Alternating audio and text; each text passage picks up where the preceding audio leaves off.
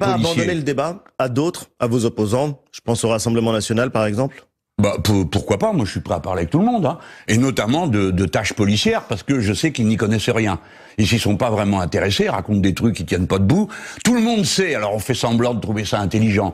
Alors il faut rallonger les peines, il faut être sûr qu'elles sont incompressibles. Vous avez même un gars dont vous vous demandez comment il a fait pour être le membre du parti de Jaurès, qui dit la police doit surveiller l'application des peines de justice. Mais qu'est-ce que c'est que cette mais malgré histoire? tout, Jean-Luc Mélenchon, c'est Olivier Faure. Oui, c'est Olivier Faure, le secrétaire national du parti prétendument socialiste. Bon, qui a dit ça, ça n'a plus rien à voir avec ce qu'on Anne raconte. Hidalgo et Yannick Jadot, qui sont au Pas tout le monde en même Rassemblement, aussi sont des néofascistes ou des gens...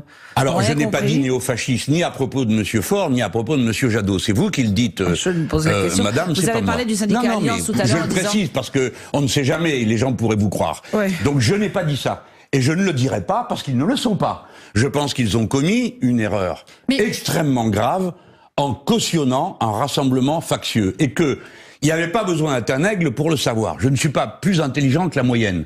Mais quand on m'a dit nous allons rendre un hommage aux policiers, à la policière tuée, fort bien.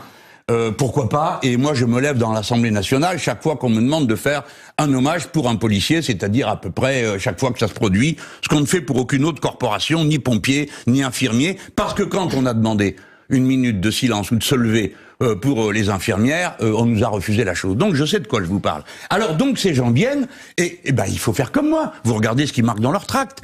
Et dans leur tract, il n'était pas marqué hommage aux policiers. Il était la justice doit rendre des comptes. Et après, ils se sont déchaînés. Il faut avoir un peu d'expérience humaine pour savoir que des fois, dans un meeting, il arrive qu'on en dise plus que ce qui est raisonnable. Hein, et c'est pas moi qui vais vous dire le contraire.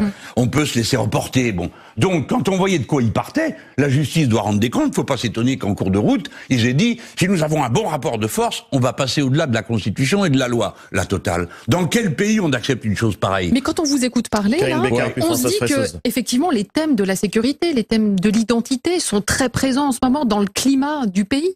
En 7 mois de campagne, quels sont les thèmes que vous avez réussi à imposer? Ah, eh ben, écoutez, je pourrais... Pour gagner, il faut réussir à imposer ces thèmes. Oui, non, mais ça, madame, chacun fait comme il veut pour gagner. Hein, et moi, je ferai pas comme ça. D'accord? Je ne surferai pas sur les délires sur l'identité qui n'ont aucun sens, zéro. N'importe qui a fait 5 minutes d'études en classe de terminale sait que ça n'a pas de sens. Mais allons-y, parlons-en, puisque 2 chaînes qui sont devenues, elles, maintenant, des espèces de déversoirs de la boue d'extrême droite, ils passent leur journée entière, accompagnés de toutes sortes d'illuminés qui viennent là du matin au soir, dont personne n'interroge la compétence pour parler de sociologie, d'anthropologie, etc. Mais ils ont un avis sur tout, ces gens-là, et toujours le même avis, ethniciste, confessionnel et compagnie. Alors, pardon, je veux juste faire une parenthèse pour me moquer de tous ceux qui sont venus me saouler avec la laïcité toute l'année là avec cette loi sur le séparatisme, hein.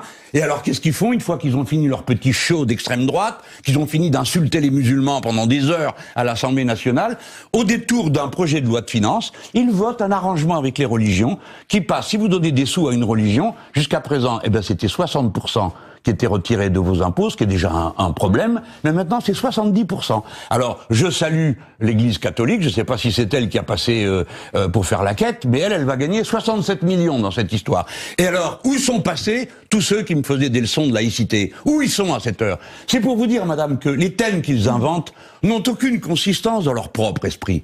Alors, oui, nous parlerons de thèmes de sécurité, s'ils veulent qu'on parle de sécurité. Je me permets de rappeler que j'ai commencé ma saison par ça, en septembre dernier, un colloque sur la sécurité. Mais bon, voilà, je n'ai pas l'intention d'en faire davantage. Ce n'est pas pour moi le sujet central de l'élection. Le sujet central de l'élection, c'est qu'est-ce qu'on va faire face à l'aggravation brutale de la crise écologique, l'ère d'incertitude écologique dans laquelle on rentre. Et deuxièmement, qu'est-ce qu'on va faire par rapport à la catastrophe sociale qui s'avance, nonobstant les déclarations lénifiantes de Monsieur le maire. Ça, c'est des vrais sujets.